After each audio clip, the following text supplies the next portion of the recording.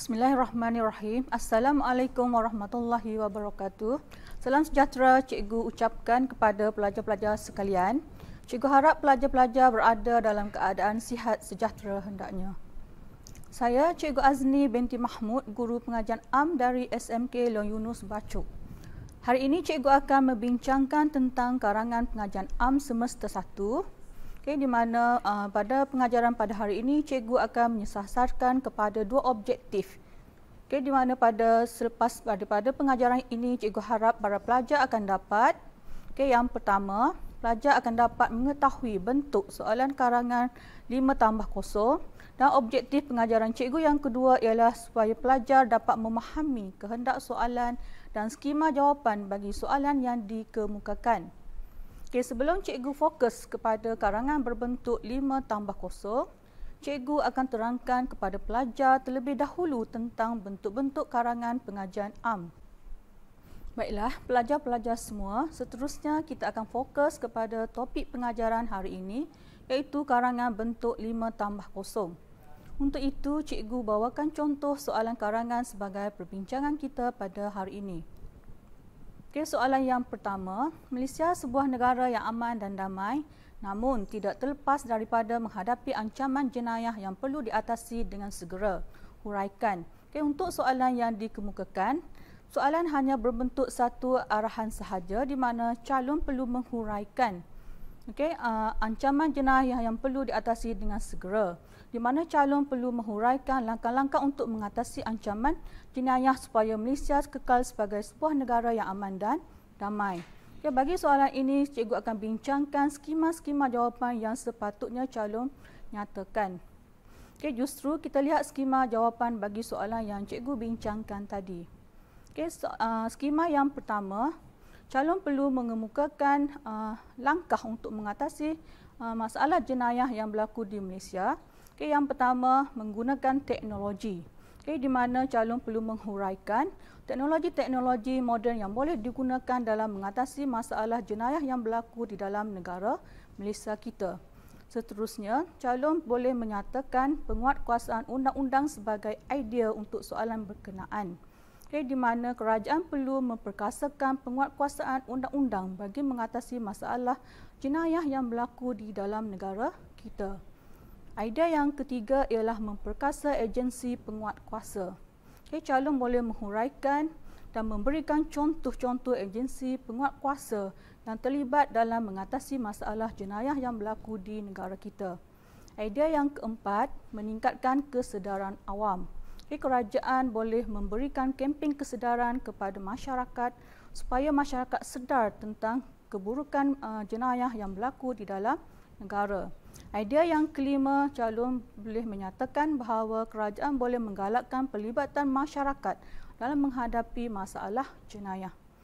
Seterusnya, cikgu akan bincangkan soalan yang kedua, di mana soalan berbunyi, terdapat pelbagai ancaman yang boleh menggugat keselamatan dan kedaulatan Malaysia. Jelaskan. Soalan ini juga berbentuk satu arahan, di mana calon hanya perlu menyatakan ancaman yang boleh menggugat keselamatan dan kedaulatan Malaysia, di mana soalan ini menghendaki agar calon menjelaskan ancaman-ancaman yang akan menggugat keselamatan dan kedaulatan Malaysia. Justru kita lihat skema-skema jawapan untuk soalan yang berkenaan. Ancaman pertama yang perlu diatasi ialah ancaman cyber. Terdapat pelbagai bentuk ancaman cyber yang berlaku di negara kita, sebagai contoh jenayah cyber, penipuan dalam internet dan sebagainya. Selain itu, ancaman ekonomi.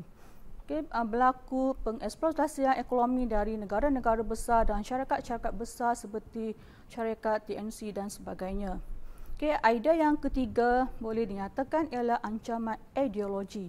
Terdapat banyak ideologi yang merosakkan masyarakat yang masuk ke dalam negara kita. Idea yang keempat ialah penyalahgunaan dadah. Di mana banyak berlaku kes penyalahgunaan dadah dan gejala penyalahgunaan dadah semakin meningkat di dalam negara kita. Idea yang kelima yang calon boleh nyatakan ialah pendatang asing tanpa izin, di mana negara kita menjadi lambakan pendatang-pendatang asing dari negara-negara jiran yang mana mereka datang ke Malaysia tanpa sebarang permit pekerjaan menyebabkan berlaku pelbagai jenayah di dalam negara kita. Okay, justru cikgu beralih pula kepada soalan yang ketiga. Okay, pelajar-pelajar yang cikgu kasihi sekalian, soalan ketiga yang akan cikgu bincangkan ialah berbunyi, kecemalangan tadbir urus dalam perkhidmatan awam menuntut ciri-ciri kepimpinan yang berkualiti. Okay, soalan yang ketiga cikgu ambil daripada tajuk tadbir urus negara. Bagi soalan ini, calon perlu menghuraikan ciri-ciri kepimpinan yang berkualiti yang perlu ada agar kecemalangan tadbir urus dalam negara memberikan kebaikan kepada perkhidmatan awam. Okay, untuk itu kita tengok skema-skema yang sepatutnya calon berikan untuk soalan yang berkenaan. Okay, bagi idea yang pertama, calon boleh memberikan idea mengutamakan kecemerlangan.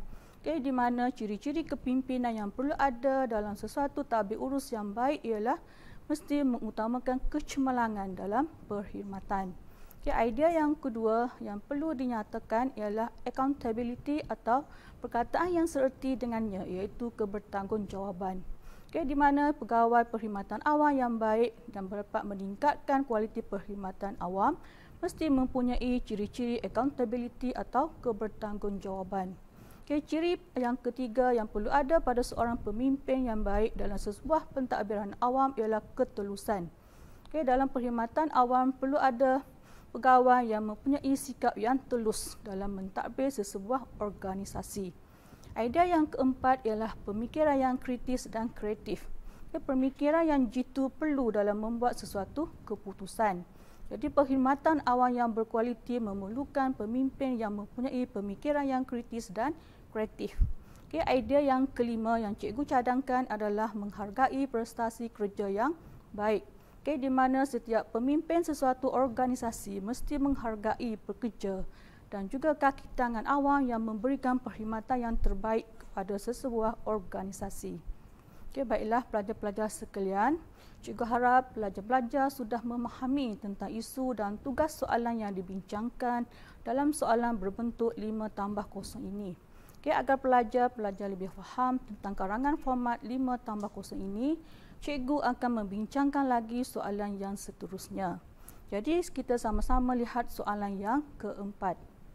Dalam soalan yang keempat, soalan berbunyi, penetapan gaji minima dalam sesuatu bidang pekerjaan perlu dilakukan untuk memastikan golongan pekerja di negara ini memperoleh pendapatan yang berpadanan dengan pekerjaan yang mereka lakukan. Terlalu panjang juga dari segi penyataan soalan, tetapi soalan berbentuk satu arah sahaja, di mana soalan ini sangat jelas, di mana pelajar atau calon dikemukakan soalan di mana calon atau pelajar perlu membincangkan kebaikan pelaksanaan penetapan gaji minima tersebut. Jadi pelajar perlu menyatakan 5 kebaikan dari segi pelaksanaan penetapan gaji minima tersebut.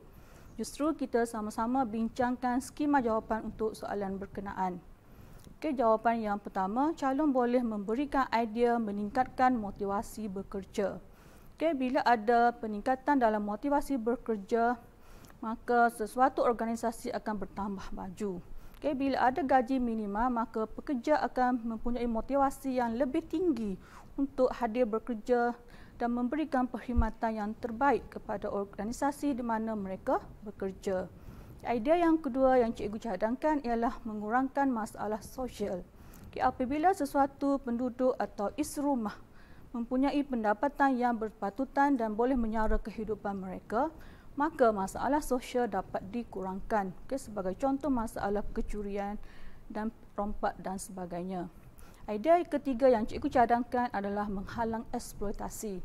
Apabila kerajaan menetapkan perlu ada gaji minima diberikan kepada setiap pekerja, maka majikan tidak boleh mengeksploitasi mana-mana pekerja tanpa sebarang upah dan gaji diberikan sehingga melakukan pekerjaan yang di luar daripada batas waktu pekerjaan. Seterusnya, cikgu cadangkan idea yang keempat iaitu meningkatkan inovasi dan teknologi. Idea keempat menjurus kepada organisasi di mana apabila kerajaan menetapkan gaji minima, maka organisasi terpaksa menanggung kos upah yang lebih tinggi. Bagi mengatasi masalah peningkatan modal, maka sesuatu organisasi perlulah membuat inovasi dan mencipta teknologi baru bagi menggantikan tenaga kerja yang diperlukan. Idea yang terakhir yang cikgu cadangkan ialah memelihara hubungan industri. Apabila pekerja diberikan bayaran gaji atau upah yang berpatutan dengan pekerjaan mereka, maka hubungan antara pekerja dan majikan akan terjalin dengan lebih baik. Justru tidak ada berlaku perkara-perkara yang tidak baik seperti mogok dan sebagainya. Baiklah pelajar-pelajar sekalian, kita lihat soalan yang terakhir yang cikgu akan bincangkan pada hari ini, iaitu soalan berbunyi, Malaysia sememangnya terkenal dengan pelbagai jenis barangan kraftangan. Usaha perlu dijalankan untuk menjadikan industri kraftangan ini sebagai satu industri berskala besar yang mampu memberikan sumbangan kepada ekonomi negara. Wah, panjang bentul nampaknya soalan ini ya, pelajar-pelajar sekalian. Tapi soalan ini sangat jelas, di mana perkataan ataupun arahan soalan berada di akhir penyataan soalan, di mana pelajar perlu membincangkan apa ya? Bincangkan usaha. Pelajar perlu bincangkan usaha yang perlu dijalankan untuk menjadikan industri kraftangan ini sebagai satu industri berskala besar yang mampu memberikan sumbangan kepada ekonomi negara. Baiklah para pelajar sekalian, cikgu akan bincangkan skema jawapan yang sepatutnya bagi soalan yang kelima tadi. Yang pertama, pelajar boleh memberikan idea mengadakan promosi. Di mana promosi perlu dijalankan untuk mempromosikan barang-barang kraftangan kita agar dapat bersaing di peringkat antarabangsa. Produk-produk kraftangan perlu dipelbagaikan dan dibuat promosi dan iklan supaya mendapat permintaan yang tinggi dari pasaran dalam dan luar negara. Idea yang kedua yang cikgu cadangkan adalah mengubah mentaliti pengusaha kraftangan. Di mana kerajaan perlu mengubah mentaliti pengusaha supaya membuka perusahaan yang lebih besar yang mampu mencapai peringkat antarabangsa. Bukan hanya perusahaan di peringkat domestik semata-mata, tetapi hasil usaha kraftangan perlu dipasarkan ke luar negara. Idea yang ketiga yang boleh pelajar nyatakan bagi soalan berkenaan ialah menyediakan bantuan modal dan kepakaran. Di mana pihak kerajaan perlu mengambil tindakan dalam memberi bantuan modal kepada pengusaha-pengusaha kraftangan. Selain itu, kursus dan kemahiran juga diberikan kepada pengusaha agar dapat meningkatkan kepakaran dengan menghasilkan produk dan desain kraftangan atau reka bentuk kraftangan yang boleh bersaing di peringkat antarabangsa. Baiklah pelajar-pelajar sekalian, idea yang keempat untuk soalan tadi ialah mengantarabangsakan produk kraftangan. Dalam hal ini, kerajaan perlu mengambil inisiatif untuk membuat lawatan ke luar negara dan mempromosikan produk kraftangan kita di negara luar agar produk kraftangan kita dikenali oleh masyarakat antarabangsa dan akhirnya mereka akan membeli produk kraftangan negara kita. Langkah yang terakhir yang boleh dilaksanakan dalam meningkatkan industri kraftangan agar menjadi industri yang berskala besar ialah memberikan pendidikan dan latihan. Di mana kerajaan perlu memberikan pendidikan kepada pengusaha-pengusaha kraftangan agar dapat menguruskan organisasi atau syarikat mereka dengan lebih berkesan. Baiklah pelajar-pelajar sekalian, cikgu mengharapkan agar para pelajar dapat memahami tentang bentuk karangan 5+0 dan dapat memberikan skema jawapan selaras dengan soalan yang dikemukakan. Sekian sahaja untuk kali ini. Semoga kita berjumpa lagi. Sekian, terima kasih dari cikgu. Semoga pelajar sentiasa sihat sejahtera selalu dan sentiasa menjaga keselamatan dan kesihatan diri di musim-musim yang berbahaya ini. Assalamualaikum warahmatullahi wabarakatuh.